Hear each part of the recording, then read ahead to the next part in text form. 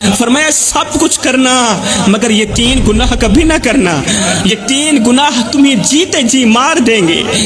تم سانسیں تو لیتے رہو گے مگر سکون نہیں پاؤ گے، چہرے پر ہنسی تو ہوگی مگر تمہارا دل قبر سے بھی زیادہ تاریک ہوگا۔ پوچھا گیا یا رسول اللہ سونیا جلدی بتائیے نا وہ کون سے 3 گناہ ہیں؟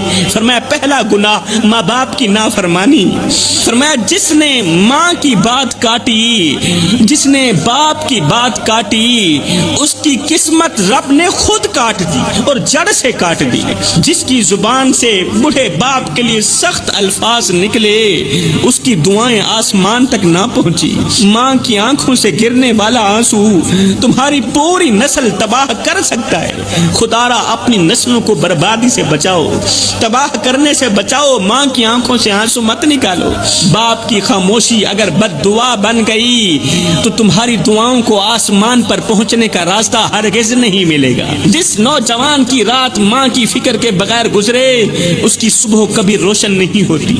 اللہ اکبر۔ میرے رسول کریم نے فرمایا دوسرا گناہ مر جانا، مٹ جانا، اللہ کے ساتھ کسی کو شریک مت ٹھہرانا۔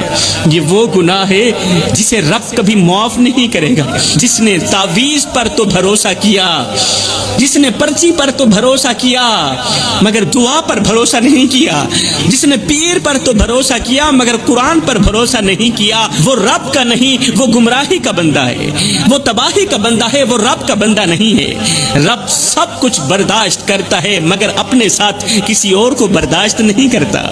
تو میرے رسول کریم صلی اللہ علیہ وسلم نے فرمایا دوسرا گناہ اللہ کے ساتھ کسی کو شریک ٹھہرانا۔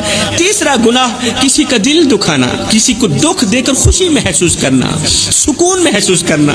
کسی کو اتنا مت ستاؤ کہ وہ اللہ کے سامنے تمہارا نام لے کر رو پڑے، کیونکہ جب مظلوم کی آہ عرش تک جاتی ہے نا تو ظالم کے محل مٹی میں ملا دیے جاتے ہیں، پھر طاقتوروں کے محل مٹی میں ملا دیے جاتے ہیں۔ جب مظلوم کی آہ عرش تک جاتی ہے، وہ آنکھ جو رات کے اندھیرے میں بہتی ہے، وہ دل جو بے آواز تڑپتا ہے، وہ لب جو کچھ نہیں کہتے مگر خاموشی سے بد دعا ہی دیتے رہتے ہیں، قسم ہے اللہ پاک کی ان کی فریاد عرش کا دروازہ جا کھٹکھٹاتی ہے اور اپنی بات منوا کر ہی دم لیتی ہے۔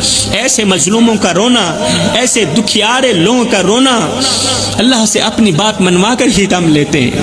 تمہارے رویے، تمہارے الفاظ، تمہاری بے حسی ایک دن تمہارے ہی خلاف گواہی بن جائے گی۔